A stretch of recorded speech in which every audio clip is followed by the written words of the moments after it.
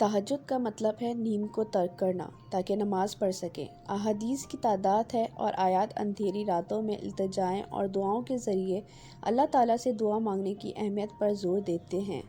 خداوند ہر رات آسمان سے نیچے اترتا ہے جب رات کا ایک تہائی حصہ باقی رہ جاتا ہے، اور وہ کہتا ہے، کون مجھے پکارے گا کہ میں اسے جواب دوں؟ کون مجھ سے مانگے گا کہ اسے میں دوں؟ بخشش طلب کرے گا کہ میں اسے بخش دوں؟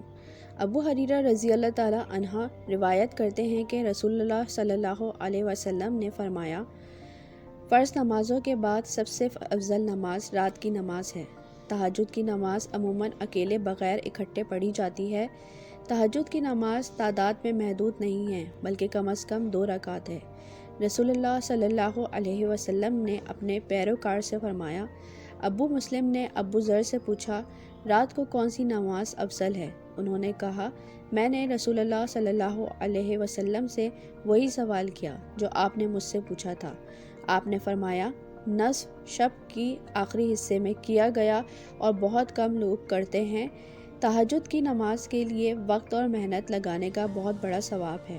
قرآن پاک میں اللہ تعالیٰ فرماتا ہے، اور رحمان کے بندے وہ ہیں جو زمین پر آسانی سے چلتے ہیں، اور جب جاہل ان سے سختی سے بات کرتے ہیں تو وہ سلام کہتے ہیں اور کچھ وقف کرتے ہیں۔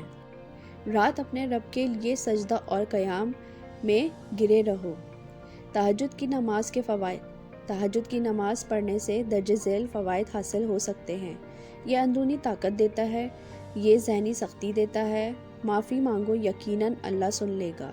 اگر کوئی چاہتا ہے کہ اس کی دعا قبول ہو تو یہ مانگنے کا بہترین وقت ہے۔ مومن کے لیے اس وقت بیدار ہونے کی زبردست ترغیب جب باقی سب سو رہے ہوں اور اکیلا اللہ کو یاد کریں۔ تہجد کی نماز مذہبی فہم کو مضبوط کر سکتی ہے۔ اندھیرے کی اس بے حد ثواب بخشش گھڑی سے مستفید ہونے کے لیے اللہ سبحانہ و تعالیٰ سے اپنی جائز اور ناجائز درخواستوں کے لیے دعا کرنا نہ بھولیں۔